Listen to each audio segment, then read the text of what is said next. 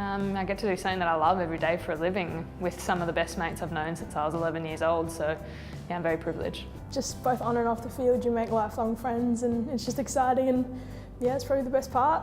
Just having so much fun with all your mates. The friendships, people you meet along the way.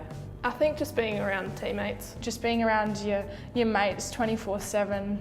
It's just so much fun to be able to pull on your Scorpions top and have a run around. Pretty lucky we get to travel, we meet new people. Being able to travel around, make friends and do the thing that I love on the big stage is as good as it gets.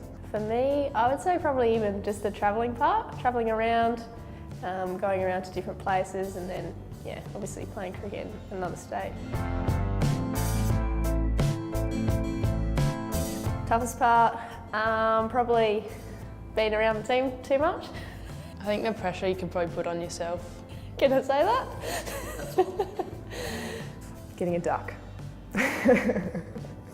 Definitely losing. Trying to balance it with work and life. Obviously losing, it just sucks. Toughest part, I think, is being away from home.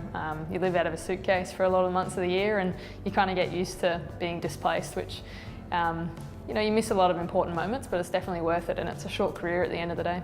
Probably in the same way, the travel, being away from home and missing out on things with friends and family, and that can be tough, but it's worth it in the long run. It can get quite draining, and you're running, doing your fitness, and you're just never stopping. So I think that's probably the fitness and the never stopping part of it would probably be the two the hardest things about it. Not doing well. I think cricket's one of those games that can make you feel on top of the world 1 minute, and then the next minute you can be down in the dumps, thinking all sorts of things. So I feel as though that's probably the toughest bit, probably the mental battle.